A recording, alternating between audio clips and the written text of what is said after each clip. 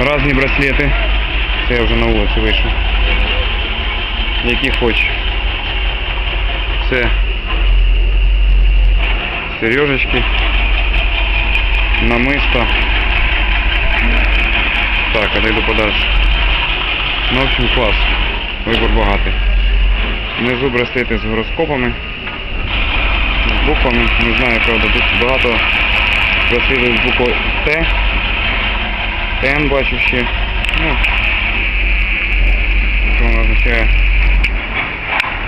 Не узнал. Вот такие вот всякие на шее. А сверху, конечно, для стройных красивых девушек есть платьице.